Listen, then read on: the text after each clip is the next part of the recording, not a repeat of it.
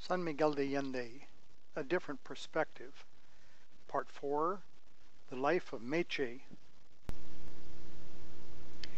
After finishing the project at the Rancho Nuevo elementary school, GAIA obtained funds to extend the bathrooms to 30 households in this village.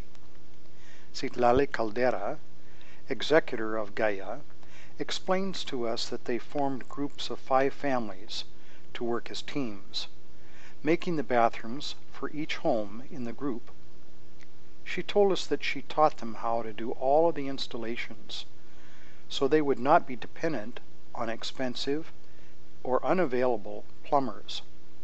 The women themselves, with their own resources, are making all necessary repairs. We're taking a closer look at the life of Meche, a 33-year-old woman living in Rancho Nuevo. She is working with Mario, another executor of GAIA, installing a connecting pipe between the rain gutter and a water collection tank.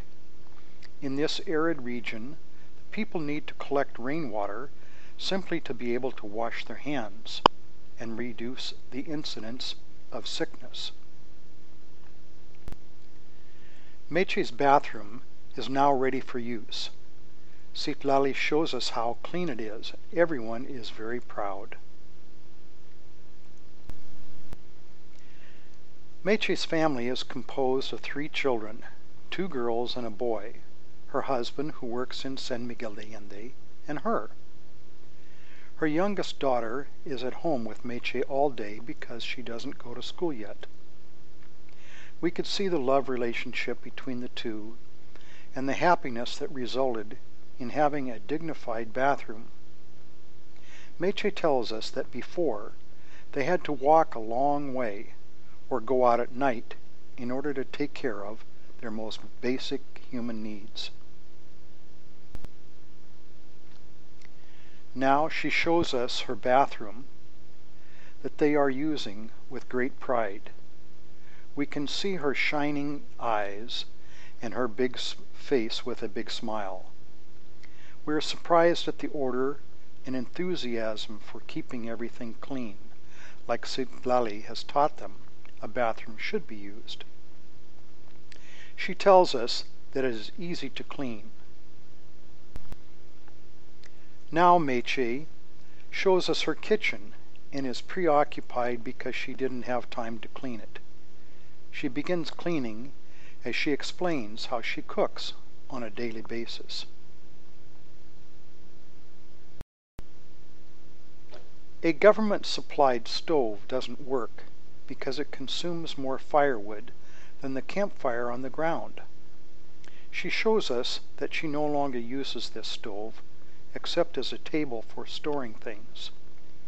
She explains that it is very high and uses more firewood than normally. She continues cooking in her traditional manner and says that it's a shame that the government spent money giving us things that don't work. Cooking with firewood is very damaging to one's health, especially when the kitchen is enclosed, because they are breathing the smoke.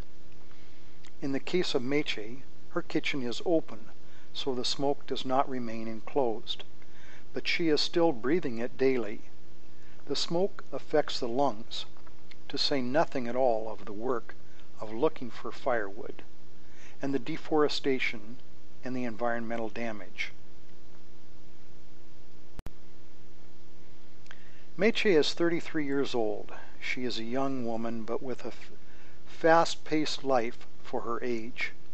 She is the mother of 3. In these villages, these are the conditions of life. They marry very young and have their first child at age 16 or sometimes even younger. Such hard work makes them age quickly. She feels very proud of being a mother. Her life is dedicated to her family, giving them everything they need: care, meals, clean clothes, an orderly house, and a beautiful garden. She doesn't have her husband's support raising the children during the day, since he is working in San Miguel and has to leave early in the morning, but she is always ready to provide with love what her family needs. We are surprised to see Meche's beautiful garden, especially knowing that she has no water. There is no other answer than nature seems to know who has love for it and who treats it with respect, appreciation, and gratitude for what it provides to us. Meche also is surprised with how much the earth gives to her without water. This is one of the greatest joys in her life, taking time to care for her plants with her few resources. We realize that the biggest resource that she has is that she is totally in connection with nature, because she hasn't lost that sensitivity to feel united with it. The love of her animals, the earth, and water is the integration of herself with the universe and everything in it. Perhaps without even realizing it, this is what gives her the strength to face life with such happiness, and above all, with a great love for her ability to give. It is the unconditional love that many humans, having everything, apparently are incapable of giving. Fear and a limited capacity of connecting with the universe is what holds them back. Meche is a naturalistic doctor by gift of life. She shows us her medicinal plants, very proud of how she has used them to cure her children. She knows very well which plants to use when they have the flu, a temperature, or a stomach ache. This is knowledge learned from one generation to the next, grandparents to parents, and then to children. For this reason, many people in these rural communities continue practicing traditional indigenous medicine. She has learned with few resources to enjoy what she has, and her joy is contagious. In a very spontaneous and natural manner, she is very loving and sharing whatever she has with others. She invited us to dinner without a care as to how little she has. And when I say to her that we were not able to stay, she said, "Well, there will be another time."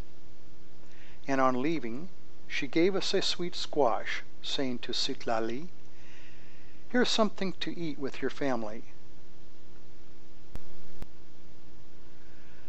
Life in these communities is totally different from life in the city.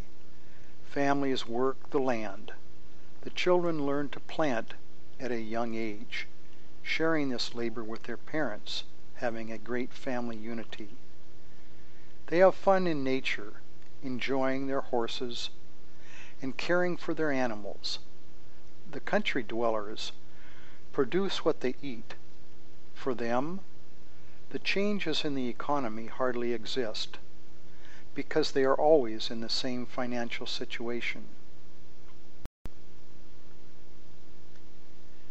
They have a connection with the 5 elements of nature: land, water, air, sun, and fire. They know exactly when to plant, depending on nature, if it is going to give them sufficient water for their planting. They make indigenous rituals to give thanks for the rain and the abundance of the harvest. They know that the year's supply of food depends on this. To contact GAIA, use one of these telephone numbers or email addresses.